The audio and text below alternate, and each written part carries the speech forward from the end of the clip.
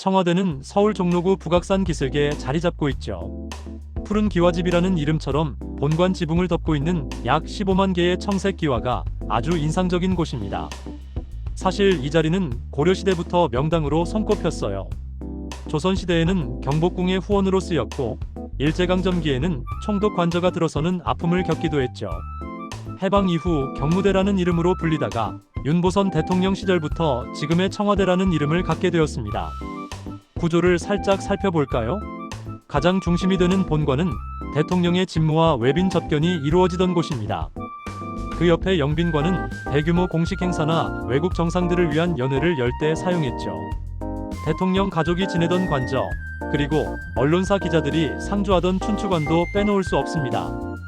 특히 녹지원이라는 정원은 청와대에서 가장 아름다운 곳으로 꼽히는데 역대 대통령들이 기념식수를 하던 상징적인 장소이기도 합니다. 청와대는 단순히 대통령이 살던 집을 넘어 대한민국 현대사의 굴곡을 그대로 품고 있는 장소입니다. 이 땅의 역사는 생각보다 훨씬 깊은데요. 조선시대에는 경복궁의 뒤뜰, 즉 후원이었습니다. 왕들이 과거 시험을 치르거나 군사훈련을 참관하던 평화로운 곳이었죠. 하지만 일제강점기에 접어들며 비극의 역사가 시작됩니다. 일제가 조선의 정기를 끊기 위해 경복궁 뒤편에 총독 관저를 지으면서 권력의 중심지로 변질된 겁니다. 해방 이후 이 건물은 경무대라는 이름으로 불리며 이승만 대통령의 집무실 겸 관저로 쓰였습니다. 그러다 1960년 419 혁명 이후 취임한 윤보선 대통령이 경무대라는 이름이 독재의 잔재처럼 느껴진다고 해서 본관의 푸른 기와에서 따온 청와대로 이름을 바꾸게 된 것입니다. 우리가 지금 떠올리는 전통 양식의 본관은 사실 1991년 노태우 대통령 시절에 새로 지은 건물입니다. 그 전까지는 일제가 지은 옛 건물을 그대로 사용했었죠. 이후 김영삼 대통령이 역사 바로 세우기 차원에서 옛 총독 관저 건물을 철거하고 지금의 모습으로 완전히 정비했습니다. 74년 동안 대한민국 대통령 12명이 이곳을 거쳐가며 수많은 국가적 결정이 내려졌고 2022년 대통령 집무실이 용산으로 이전하면서 이제는 국가지정등록문화재로서 그 역사적 가치를 보존하고 있습니다. 청와대 단지 내 주요 건물들은 각기 다른 시기에 저마다의 목적을 가지고 세워졌습니다. 그 핵심적인 역사만 콕 집어 설명해 드릴게요. 가장 먼저 청와대의 얼굴인 본관입니다. 현재의 본관은 1991년에 완공되었습니다.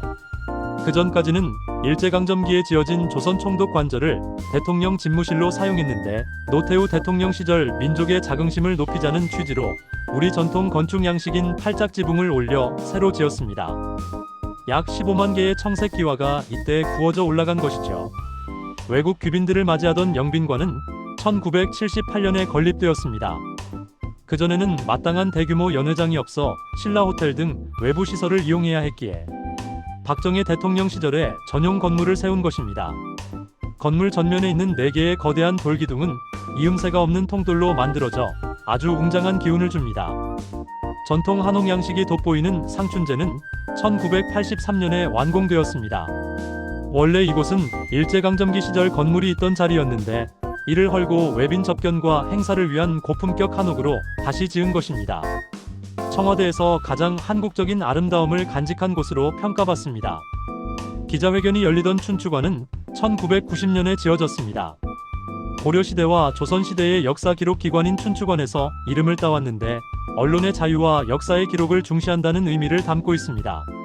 마지막으로 관저는 1990년에 본관과 별도로 건립되어 대통령 가족의 사적인 생활 공간으로 쓰였습니다.